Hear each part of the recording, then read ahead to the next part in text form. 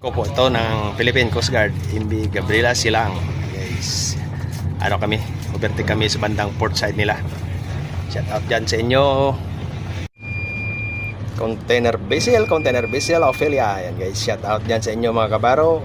Dadaan kami sa ano nyo, Astern. Overtaking ato guys.